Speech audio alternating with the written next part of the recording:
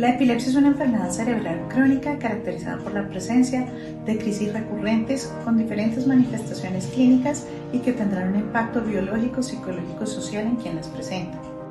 Es una entidad altamente prevalente, 11.3 personas por cada 1000 habitantes en Colombia la presentan. El 70% de los pacientes van a obtener un control total de crisis con medicamentos tradicionales. El restante 30% serán refractarios a estas terapias y requerirán la adición de otro tipo de terapias para lograr un control de crisis. Otro tipo de terapias como pueden ser la realización de cirugía de epilepsia, el uso de dieta cetogénica y en los últimos tiempos hemos visto el potencial del cannabidiol como un medicamento anticonvulsivante. Ensayos abiertos y ensayos clínicos controlados mostraron el beneficio del uso del cannabidiol en dos síndromes en especial. Uno, el síndrome de Lennox-Gastaut, donde hubo una disminución del 42% de las crisis en los pacientes que lo presentaban, y en el síndrome de Dravet, donde 43% de los pacientes mostraron una reducción de crisis significativa superior al 50% de las mismas. En estos estudios se registraron efectos adversos, pero estos fueron de leves a moderados y se resolvieron con el ajuste de la dosis. Si bien aún no existe evidencia suficiente que soporte su uso en otras formas de epilepsia o con otras indicaciones neurológicas, sí se convierte en una esperanza para quienes tienen estas graves formas de epilepsia.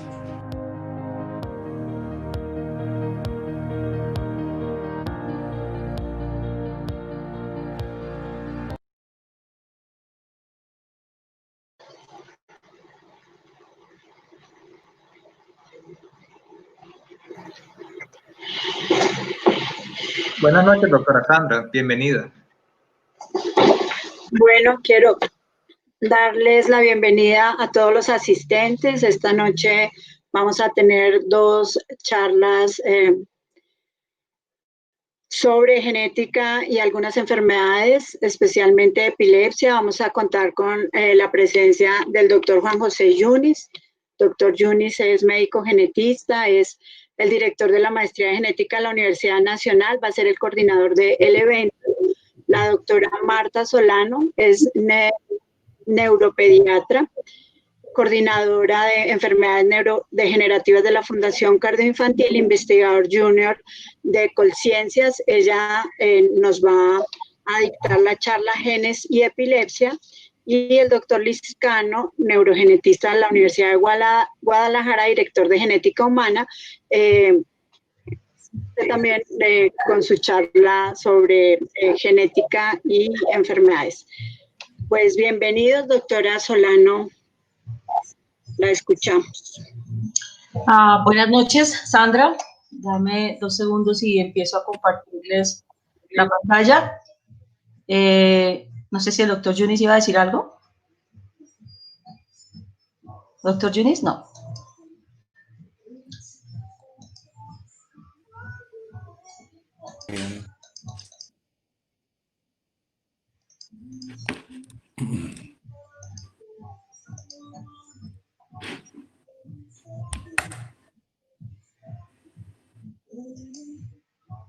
Dos segundos que...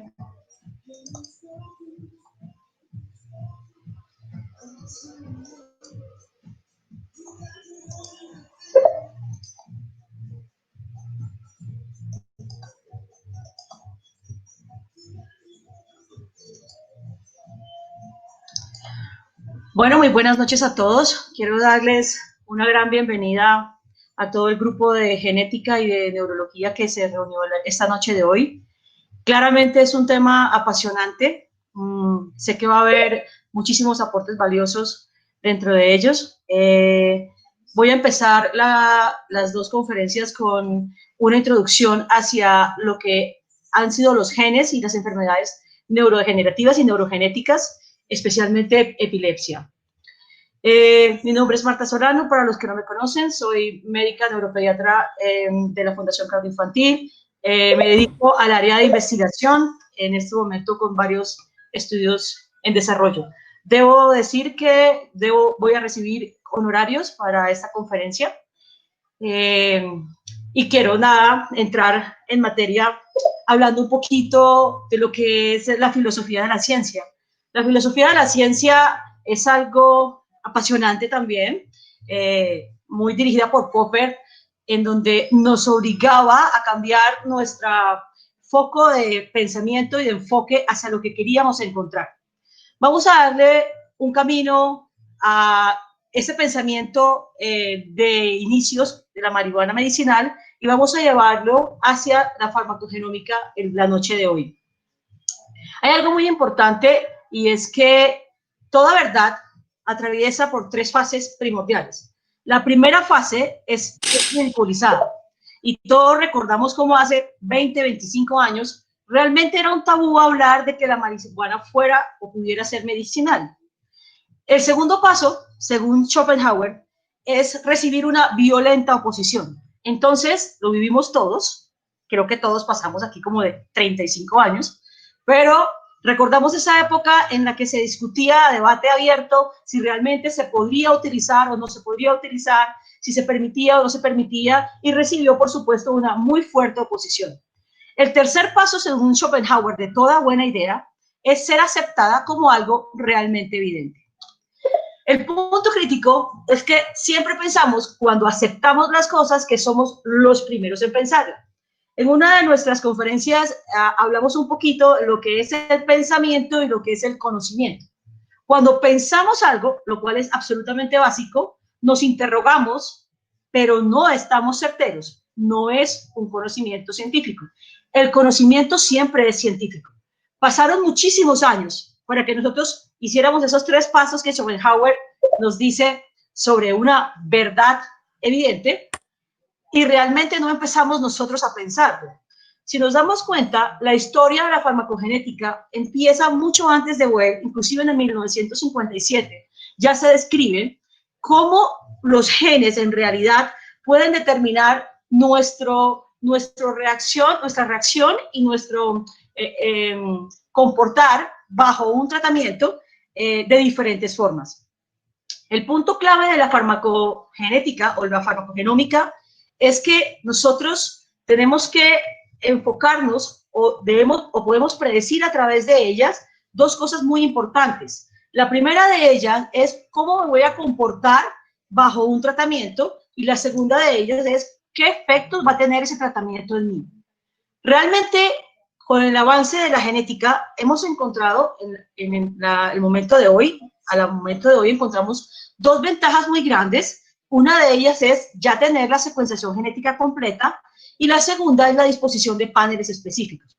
Quizás cuando él empezó con este concepto, o sea, tenía la idea perfecta, realmente no podía llevarlo al conocimiento porque carecía de herramientas reales que pudieran plasmar eso que él estaba pensando como una gran idea. El punto crítico es que una de las cosas que nos reúnen, hay muchas patologías realmente que pueden basarse y tener un gran provecho en la farmacogenómica, pero la epilepsia realmente los últimos 30 años ha mostrado una gran relación estrecha entre sus genes y básicamente la expresión fenotípica de ella. Más aún cuando hablamos de epilepsias monogénicas. Quizá muchas de las otras epilepsias también han tenido un gran avance y una gran aceptación en el marco de la farmacogenética, pero básicamente lo que vamos a mirar es el impacto clínico que tiene conocer los genes en una epilepsia como tal. Hay 2 puntos importantes en la farmacogenómica y es cuáles son los genes dianas del fármaco y cuál va a ser su efecto terapéutico. Y, por supuesto, hay algo muy importante también que es cómo determinan estos genes el metabolismo del fármaco como tal. Muy seguramente, por lo que estuve mirando, Luis Arturo va a hablarles un poco más específicamente acerca de este aspecto. La epilepsia, que en griego reconoce realmente la palabra es interrupción, es una enfermedad compleja desde el punto de vista genético. No estamos hablando si realmente desde el punto de vista epileptogénico, sino desde el punto de vista genético.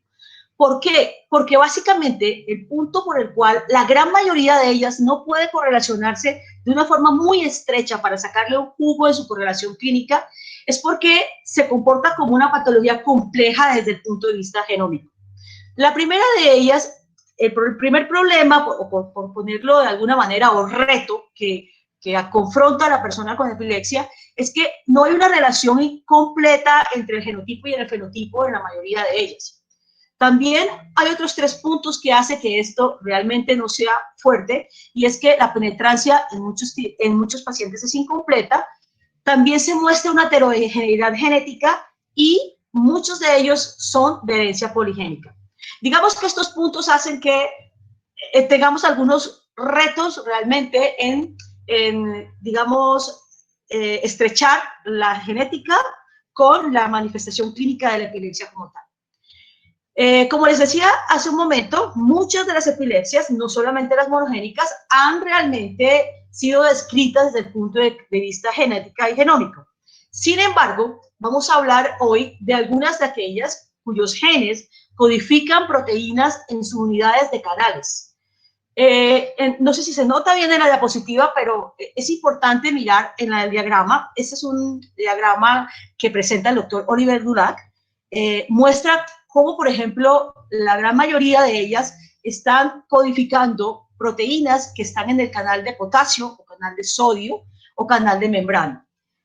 Por poner un ejemplo, tenemos aquí en la diapositiva el síndrome de Dravet, la epilepsia infantil familiar benigna, por ejemplo, la epilepsia infantil familiar benigna, que también es, su gen codifica una proteína transmembrana. Otro aspecto muy importante es que definitivamente, ya sea codificando proteínas para esos canales, o ya sea actuando o modificando la función del receptor GABAérgico, todos estos genes finalmente van a modificar la excitabilidad neuronal y sus canales en la gran mayoría de los casos. Este es un estudio, como les dije, presentaba el doctor Oliver Dulac ya hace algunos años, y nos mostraba qué utilidad clínica tenía tener la información genética. Yo creo que el día de hoy ya nosotros estamos en la fase de aceptación de Schopenhauer y no pensamos ni dudamos un instante que existe realmente una gran importancia en obtener la información genética de cada una de nuestras patologías, especialmente la epilepsia.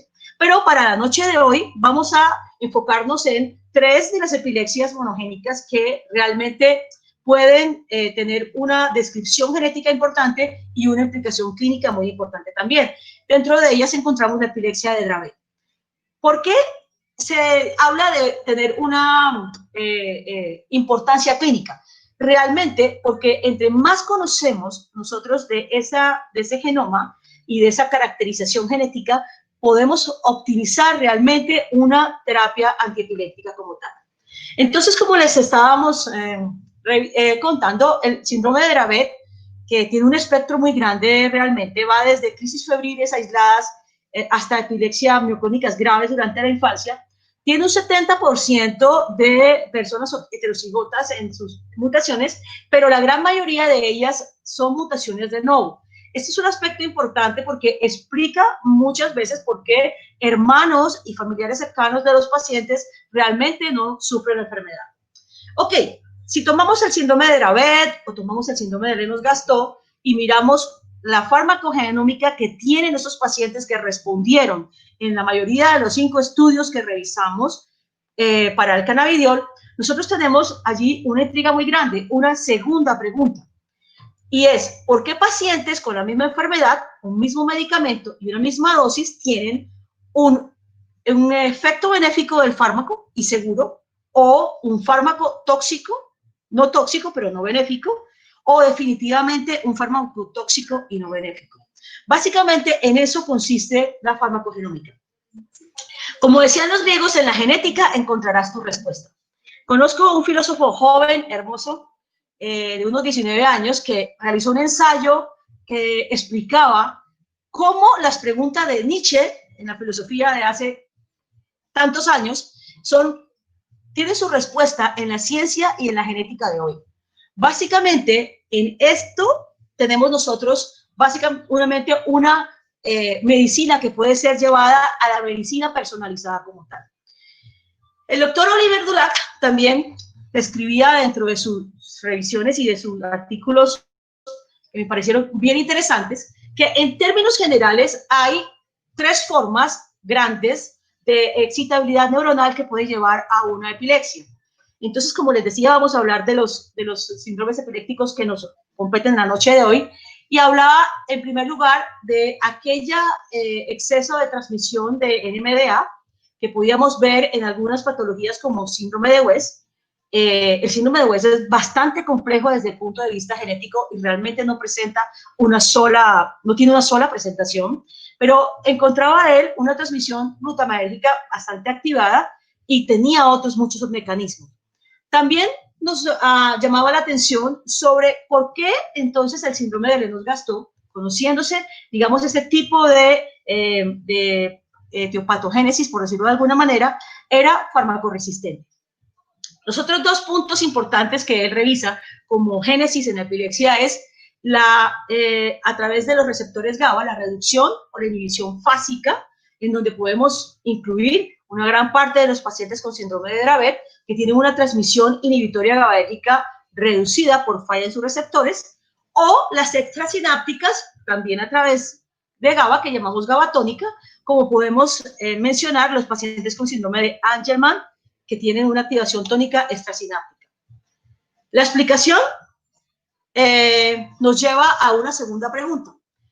Una vez que tienes el conocimiento, realmente hay algo que llamamos el concepto de falsiformar o de decir que algo es falso. En ciencia, cuando uno tiene una premisa o una idea o una hipótesis, y esa hipótesis nosotros no podemos demostrar que es falsa, esto es algo de Popper, el segundo filósofo que más me gusta, entonces esa idea no es una ciencia, es un dogma. Explico un poco esto. Cuando nosotros hacemos estudios y queremos demostrar que este medicamento realmente es bueno para esta enfermedad y solo tomamos mecanismos para demostrar que es bueno y que mi hipótesis es verdadera, entonces no puede ser una ciencia, es un dogma. Para hacerlo más sencillo, si yo dijera que Dios creó al mundo, realmente no tendría forma de demostrar cómo Dios no creó al mundo. Entonces, esto es un dogma, ¿de acuerdo? Pero si yo tengo forma de demostrar en mi investigación que lo que estoy diciendo no es cierto, entonces eso es ciencia. ¿Por qué les hago toda esa introducción? Porque estamos planteando que los genes nos pueden dar a nosotros o determinar cómo va a ser la respuesta de un fármaco determinado y cómo va a ser su comportamiento en términos de seguridad. Entonces vamos a entrar a la segunda pregunta y a la que nos reúne la noche de hoy. Sabemos que existe un sistema endocannabinoide porque vamos a hablar del cannabidiol y su respuesta y lo que ha demostrado dentro de las epilepsias como Dravet, Lennox-Gastaut y quiero incluir el síndrome de West. Sabemos todos que tenemos un sistema endocannabinoide y que ese sistema tiene unos receptores que son muy ricos en la economía, pero que especialmente el sistema nervioso central cobra una importancia espectacular. Hablamos de los CB1 y de los CB2 como tal.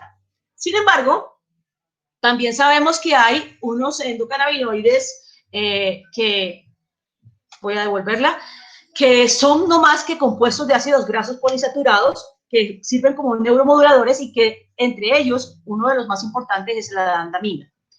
Ella tiene una interacción casualmente a través de algunos neurotransmisores y se ha asimilado como un análogo de la endorfina, pero tiene una acción sobre el CB1 y el CB2. Sabemos entonces que puede tener influencias en la regulación presináptica, disminuyendo la producción de glutamato, noradrenalina, dopamina o acetilcolina. Sin embargo, también tiene actividad en la regulación postsináptica, en activaciones y receptores GABA facilitando la inicio.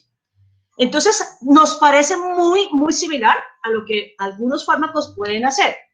Tenemos entonces estudios preclínicos que nos muestran que estos endocannabinoides tienen ciertos, digamos, efectos que son importantes en el momento de elegir un fármaco, y es que, y ya voy a explicar por qué hablo de fármaco, y es que el CB como tal, en 34 de los estudios preclínicos, tuvo un efecto anticonvulsivante en un 80%.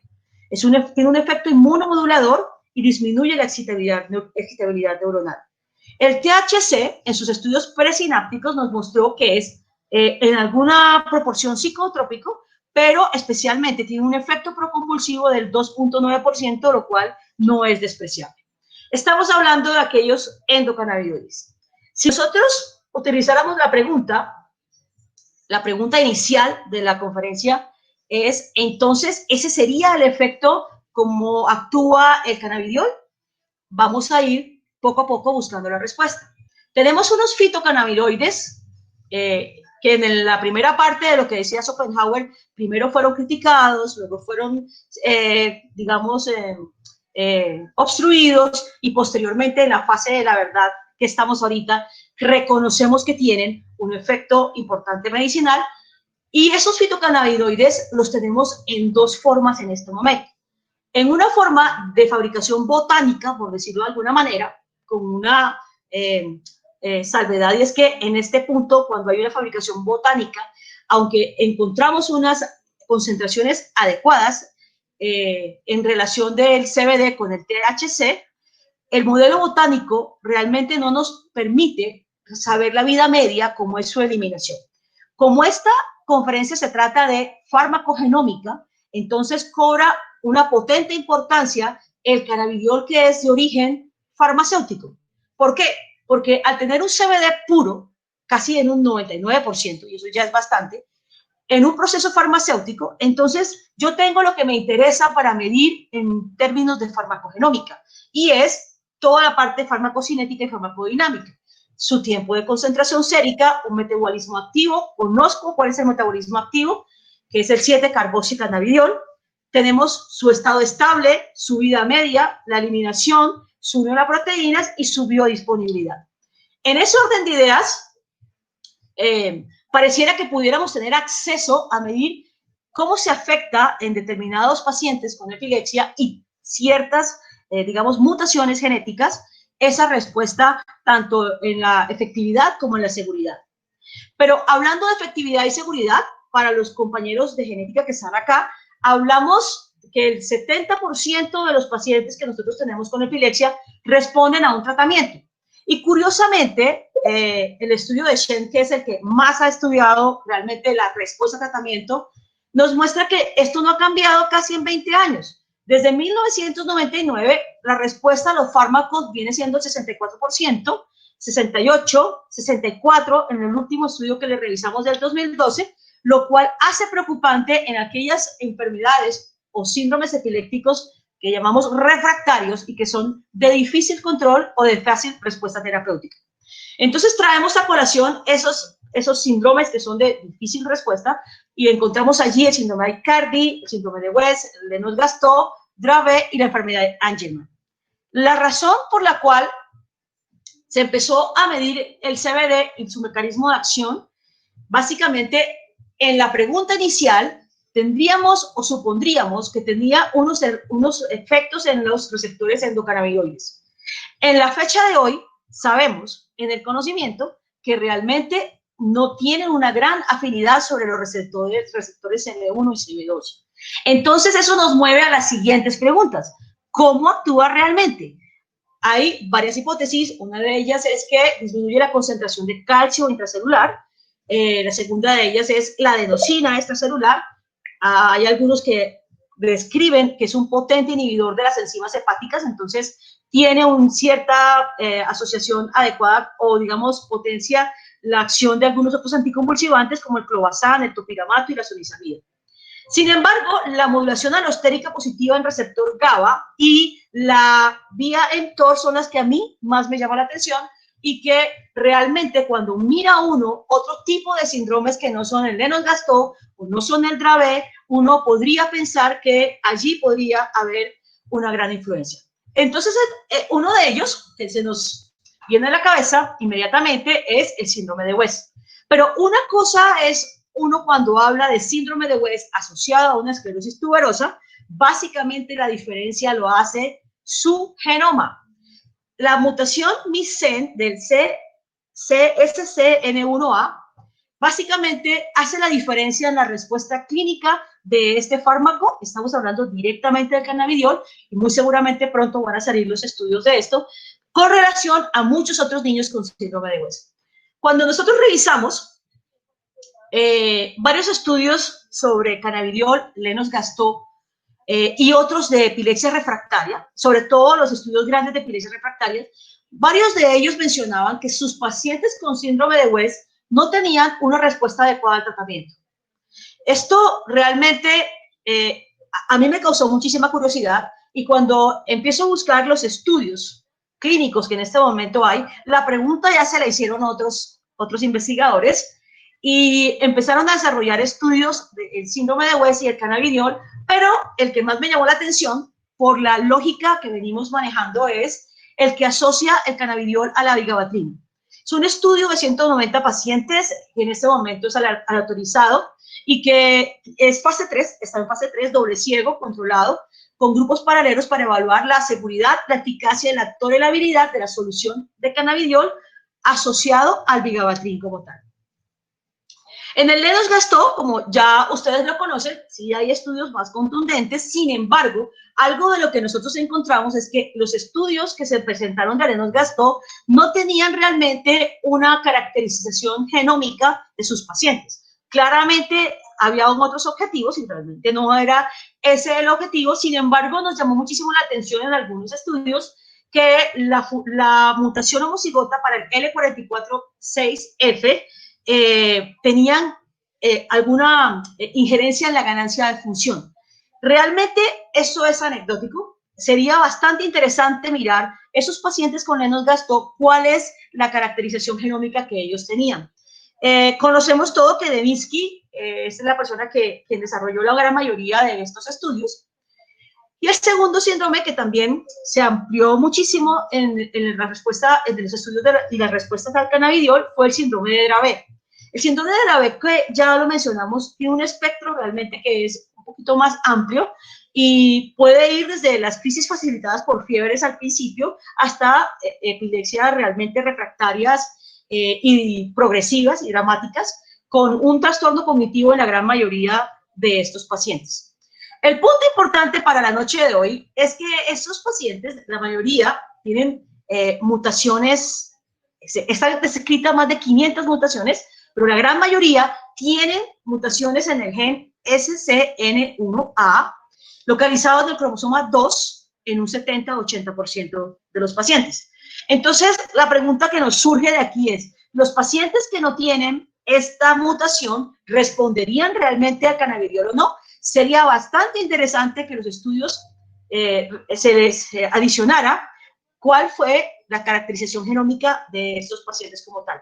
Cuando hablemos un poquito de la farmacogenómica, vamos a ver que hay algunas limitaciones, digamos, clínicas para hacer la caracterización de muchos de estos pacientes, pero la gran mayoría de las veces obedece al recurso humano y, digamos, a la disposición de los exámenes como tal.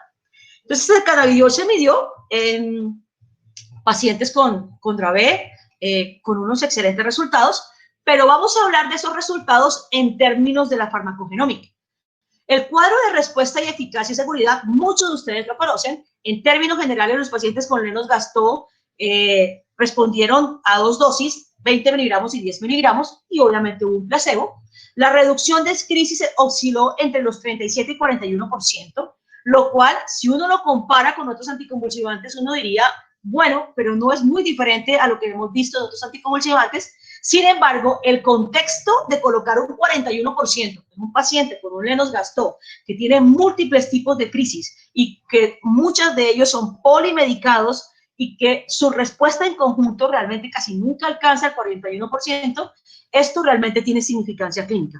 De hecho, los pacientes que recibieron el placebo tenían un intervalo de confianza en su respuesta del 95%, de 20 miligramos sobre el placebo, y los que consumieron los 10 miligramos en el estudio tuvieron una diferencia que obtuvo un intervalo de confianza del 95%. Lo mismo ocurrió para Dravet.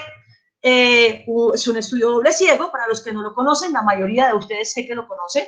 Este se hizo con una sola dosis, 20 miligramos sobre placebo, con su escalonamiento respectivo, y sin embargo, el porcentaje de reducción de crisis, que fue más o menos de una media de 12.4 a 5, también mostró un porcentaje que es contundente para un paciente con Dravet. El intervalo de confianza de esto fue el 95%. La pregunta del millón es, ¿responden todas las epilepsias refractarias de esta misma manera? ¿Tiene algo que ver la genómica de estos pacientes con esta respuesta al tratamiento? Es la pregunta que quisiéramos discutir el día de hoy. Y asimismo, los eventos adversos. Hablamos que la genómica nos dice, yo puedo predecir, acorde a la mutación que tú tienes, cómo va a ser tu respuesta al tratamiento, pero también puedo predecir cómo va a ser el metabolismo del medicamento. Es por eso que realmente la fabricación de origen farmacológica nos brinda para estos menesteres, digamos, una mejor y mayor información. Los eventos adversos fueron curiosos porque en la mayoría, el 85 al 94% presentaron eventos adversos. Sin embargo, la interacción con otros medicamentos como el ácido valproico, que casualidad, el clobazam, que tienen un mecanismo de acción que uno pudiera asimilar, fue la misma, potenciando digamos, los efectos del ácido valproico con una elevación de las transaminasas y con una potencialización del clobazam, aumentando también, digamos, el nivel de somnolencia.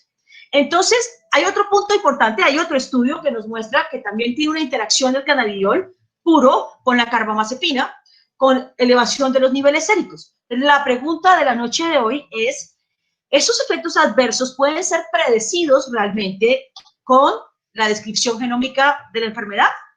Eso es lo que nosotros pretendemos con la introducción de la farmacogenómica el día de hoy. Personas con la misma enfermedad, con el mismo medicamento y la misma dosis, tienen respuestas farmacológicas distintas en términos de eficacia y en términos de seguridad. Entonces, la pregunta que sigue es, ¿qué pasó con la teoría de que los pacientes con síndrome de West no respondieron al medicamento? Ya hay 5 estudios en desarrollo clínico y hay uno, como les comenté, asociado al vigabatrin. El punto crítico es que volvemos a la teoría de negación de Popper, donde dice, si yo soy capaz de demostrar por un método científico que eso no es cierto, entonces mi teoría es verdad y es científica. Es lo que están haciendo en este momento los autores, pero dejamos en el tintero muchas otras epilepsias como las canalopatías y todo aquello que no es Dravet y no es Lennox-Gastaut. Creo que aquí se saltó una diapositiva, pero no quería pasar de manera directa al autismo. Se puede tener un concepto o una verdad universal y confiable. La única forma que yo pueda tener un concepto confiable y universal es que yo pueda demostrar que mi concepto es falso o no lo es. Y para eso, definitivamente, necesitamos el método científico. Estamos planteando el día de hoy que el origen genómico de las epilepsias podría darnos una visión clara de cuál va a ser la respuesta de los pacientes. Pero no es la única patología en neurología en donde nosotros podemos pensar en esto. Y yo traigo a colación la segunda patología, que es el autismo. ¿Y por qué la traigo a colación? Porque desde que estamos hablando de todos los, digamos, efectos que puede tener el cannabidiol, hay algo que a mí me ha llamado muchísimo la atención y es su mecanismo de acción y aquel impacto que tiene sobre algunas características fenotípicas mayores y menores con los pacientes autistas. ¿Qué es lo que ha pasado? Que en el término científico, toca volverse a leer a Popper, todo lo que hemos hecho con respecto a cannabidiol y autismo ha sido para demostrar que tenemos razón. Entonces volvemos a decir, si yo quiero demostrar que Dios creó al mundo, además de decirlo, tengo que demostrar que no lo creó para que sea una teoría científica, porque si no, es un dogma. Entonces, lo que hemos hecho con el autismo y el cannabidiol básicamente es eso. Hemos medido en estudios aleatorizados, inclusive su concentración de anandamida, por ejemplo, y cuál ha sido la respuesta en estos pacientes y cuál es el nivel que tiene. Sin embargo, cuando vamos a sugerir que el cannabidiol es un candidato bueno para manejar los pacientes con autismo, tenemos un pequeño problema, y es que diseñamos el estudio para demostrar que es cierto. Y el punto crítico es que el autismo, como todos ustedes lo saben, tiene unos síntomas primarios y unos síntomas que podemos llamar secundarios de alguna manera, y todos estos síntomas fueron leídos básicamente en la apreciación subjetiva de los padres de su mejoría. En ese orden de ideas, para yo poder demostrar que realmente esto es cierto, yo tengo que incluir dentro de mis objetivos y variables herramientas que me den la claridad de que realmente la respuesta no es negativa o falsa. Ni para qué hablar de cuál fue la respuesta, porque fue realmente una respuesta subjetiva en la mayoría de los estudios. Básicamente se modularon muchísimo mejor todos aquellos síntomas que eran secundarios y un poco menos aquellos que eran primarios. Luego, entonces, para poder dar una respuesta como la hemos dado en Lennox-Gastaut o quizás en Dravet, nosotros tendríamos que realmente con escalas validadas para autismo demostrar que lo que estamos diciendo no es falso o sí lo es. Entonces, una de las invitaciones que quería hacerles el día de hoy es a realizar un estudio que vamos a abrir en la Fundación Cardio Infantil de cannabidiol puro en autismo con medición de escalas tanto para los síntomas primarios como para los síntomas secundarios. La genética del autismo ni la voy a tocar porque la genética del autismo es bastante compleja, pero no cabe la menor duda que si tenemos algunas dificultades con la genética de la epilepsia, porque es poligénica en algunas veces, porque la penetrancia no es completa, ni quiero imaginarme cuáles son las dificultades para determinar la respuesta que va a tener un paciente autista con una intervención terapéutica y básicamente cuáles van a ser sus efectos secundarios. Sin embargo, no por eso podemos quedarnos en la etapa de la negación o el contra de Schopenhauer. Sabemos que hay un beneficio clínico, debemos diseñar los estudios de manera correcta para poder obtener la respuesta negativa o positiva y definitivamente, como decía Descartes, en la genética va a estar la respuesta. La farmacogenómica definitivamente nos va a medir nosotros la eficacia y la efectividad y por ende la costo-efectividad de la gran mayoría de tratamientos que nosotros queremos hacer. Definitivamente uno de mis filósofos preferidos es Descartes y lo voy a dejar con una frase para que Luis Arturo me conteste, digamos, esta frase, y es que con respecto a genética y epilepsia, con respecto a autismo y genética, daría todo lo que sé por la mitad de lo que no sé. Muchas gracias.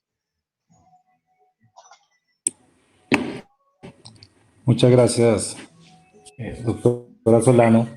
Vamos a continuar con la presentación del doctor Luis Arturo Liscano y posteriormente entonces haremos la sesión de preguntas a todos los presentes. Las preguntas, por favor, hacerlas en la pestaña indicada para tal fin y serán respondidas en el orden que se vayan realizando. Entonces, el doctor Liscano bien puede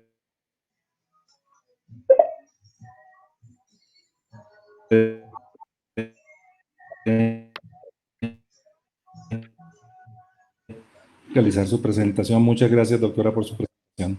Con gusto.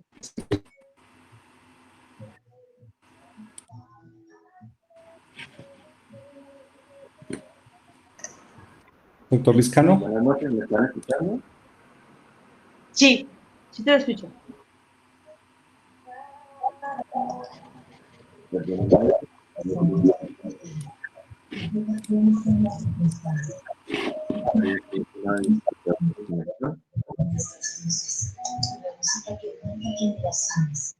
Las canciones que vienen a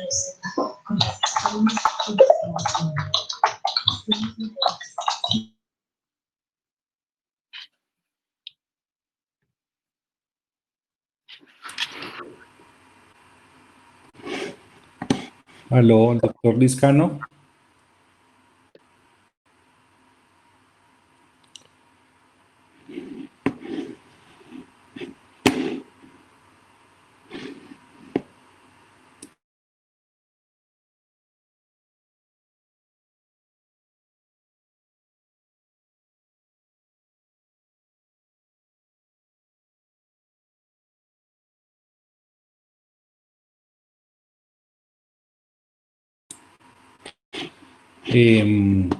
Por favor, Fabián, ¿nos ayudas?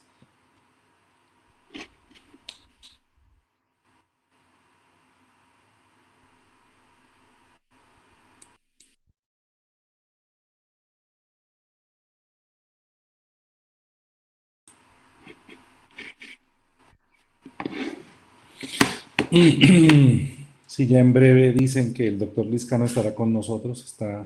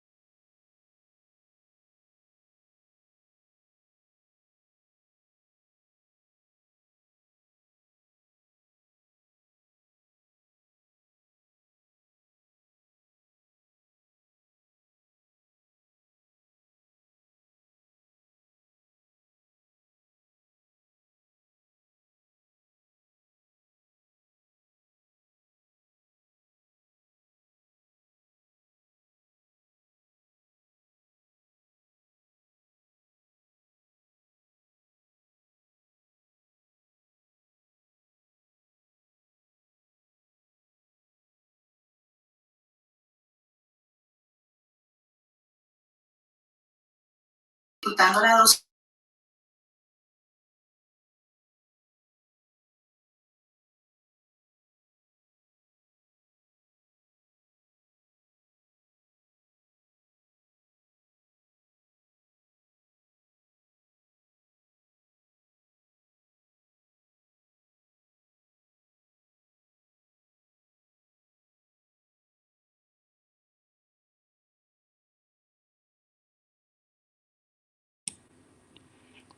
Doctor Liscano, bien puede proceder con su presentación.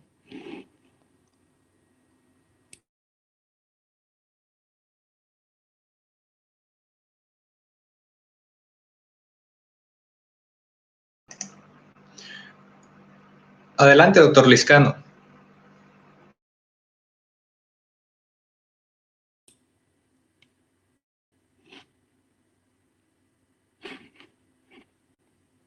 Doctor Liscano, ¿me está escuchando? Bien puede proceder con su presentación.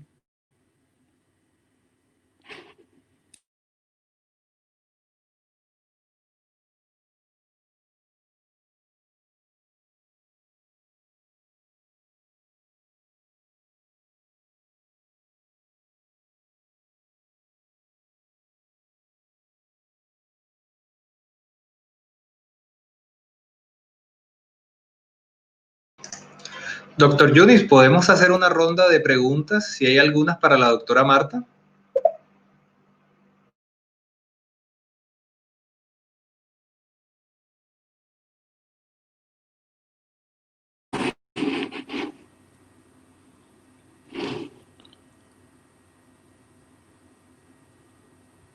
Fabián. Doctor Yunis. Contestándole mientras tanto, si quieres. Sí. Doctor Yunis, hay dos preguntas para la doctora Marta. Me parece que de pronto podemos ir respondiéndolas a la audiencia, por favor.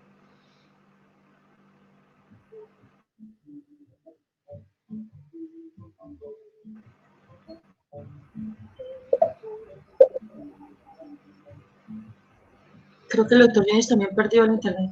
Sí. Adelante, doctora Marta. Ahí en la pestaña de preguntas usted puede ver las... Yo estoy viendo dos preguntas de María Amparo Acosta. Primero, buenas noches, Mari, gracias por estar aquí. Qué bueno saludarte. La primera pregunta es si las mutaciones MIS-SEN de SCN1A muestran buena respuesta al cannabidiol en el síndrome de Dravet. Una de las cosas que quisimos mostrar de los estudios es que la respuesta fue buena, pero la caracterización genómica no se hizo. En realidad, no era uno de los criterios, ni era uno de los objetivos. Básicamente es lo que nosotros quisimos resaltar. Y lo segundo es si hay estudios sobre pacientes con epilepsia mioclónica. Hay muchos tipos de epilepsia mioclónica, Mari. Lo que sé es que hay estudios de epilepsia refractarias, pero no específicamente epilepsia mioclónica juvenil o epilepsia mioclónica del lactante, de las que consideramos nosotros, entre comillas, benignas, no realmente. Encontramos unos estudios de epilepsia refractarias donde hay diferentes tipos de epilepsias como tal comprometidas. Aló, Fabián. Sí, doctor Yunis. ¿Qué pasó con Luis? Aló, Aló. Sí, Fabián. doctor Yunis, la escuchamos. Estamos atentos a que el doctor Liscano se conecte.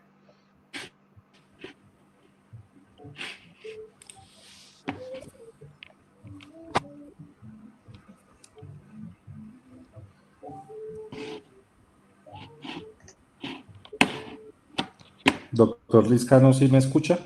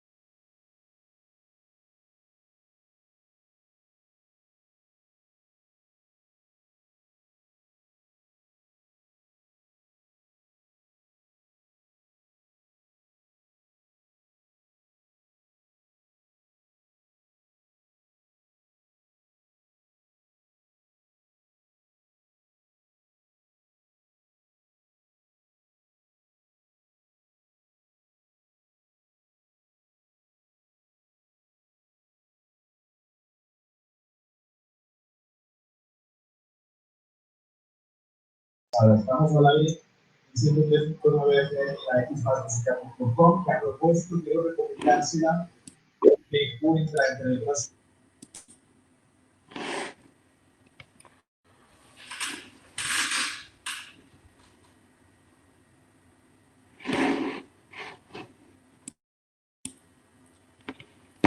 Fabián, requerimos apoyo. No se ve la presentación del doctor Liscano.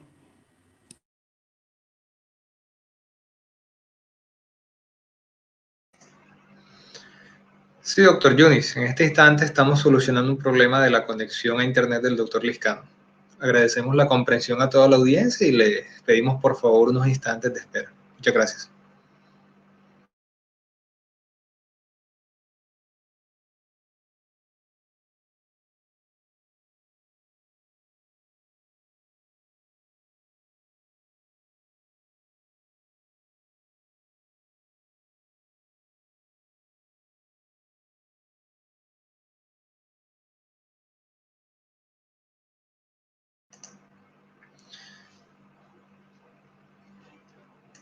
Doctora Marta, tenemos una pregunta del doctor Ramiro Jaraba en la pestaña de chat.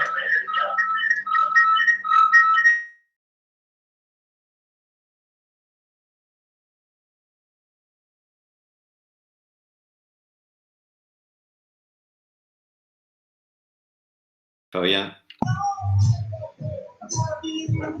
Ramiro, ¿me escucha Ramiro allí? Ramiro pregunta si la dosis se define por kilo de peso o es una dosis ¿Se estándar. está escuchando en la plataforma? Sí, ahora sí, Luis. Permíteme un segundo a ver si deja compartir. Ok.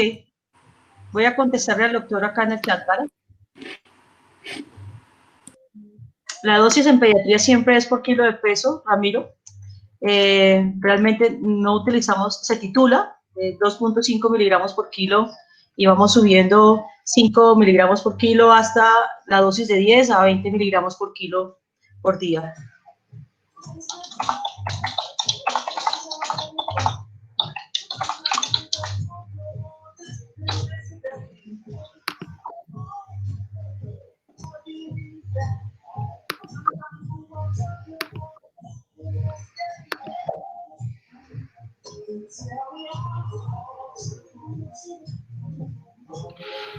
Dice que la plataforma no autoriza compartir la pantalla.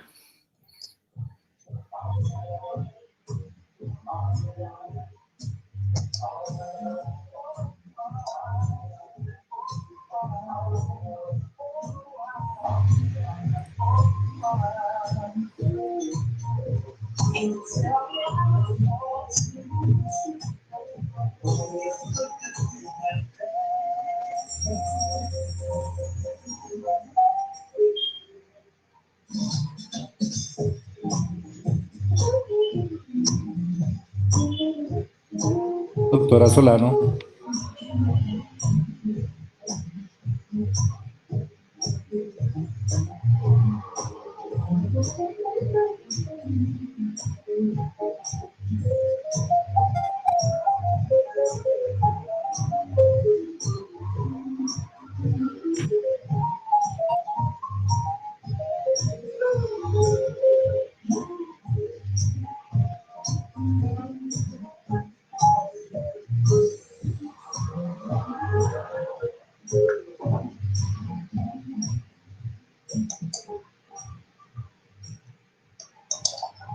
La X al aire.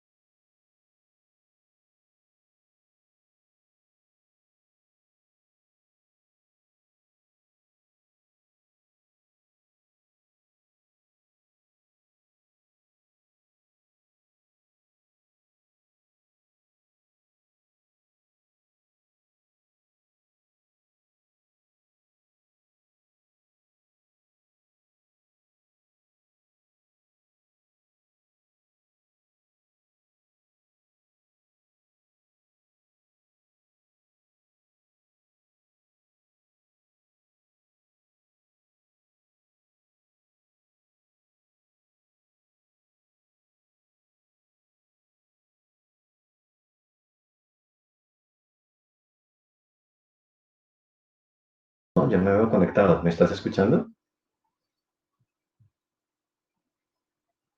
Ahora, antes de activarlo, espérame. Doctor Liscano, ¿sí se escucha ahí el audio? ¿Me estás escuchando? Sí, el audio se Espérame, está entonces, escuchando. No compartimos la hay, pantalla. no hay video.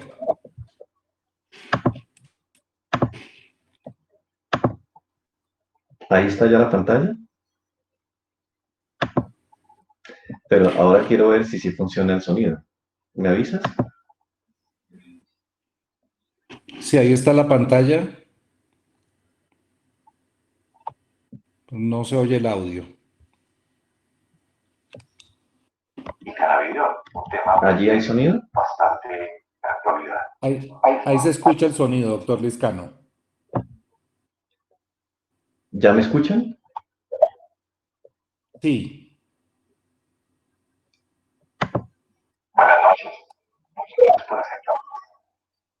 ¿Ya estamos en orden? Sí, doctor Liscano, lo estamos escuchando, pero se va el audio del video que tiene en la pantalla. O sea, ¿no se está escuchando el video?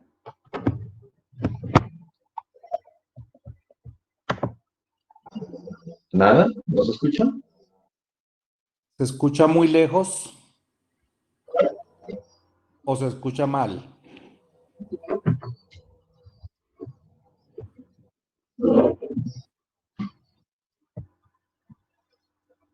O sea, seguimos sin audio, ¿correcto? Estamos sin audio, doctor Liscano. Mm, Otro intento.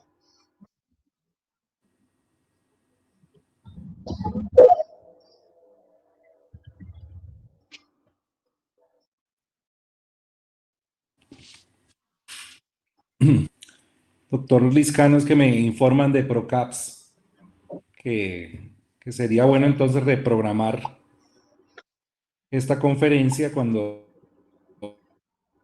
Pues bueno, yo pienso que sí. Yo la verdad no sé qué ha pasado, por qué las dificultades de conexión. se haya solucionado los problemas, porque Sí, pienso que ya es demasiado tiempo. Lamento mucho pues las dificultades técnicas que se han presentado y pues prefiero acogerme a la propuesta de reprogramar la sesión. ¿Sí me escuchan? sí, doctor Liscano. Entonces, creo que Procaps organizará una nueva sesión cuando ya se hayan solucionado los problemas técnicos de comunicación y entonces se notificará pues para que se pueda presentar esta segunda conferencia. De todas formas, muchas gracias a la doctora Solano, al doctor Liscano, a Procaps por haber hecho esta invitación, pero desafortunadamente estamos teniendo demasiados problemas. De tal manera que se reprogramará nuevamente, se les enviará la comunicación en su momento. Muchísimas gracias a todos. Muchas gracias al doctor Liscano, a la doctora Solano y a Procaps. No, pues muchas gracias a ustedes y sobre todo por la paciencia, pues presento disculpas en mi nombre propio y en nombre de Procaps, porque pues realmente no entendemos qué pudo estar ocurriendo en esta oportunidad.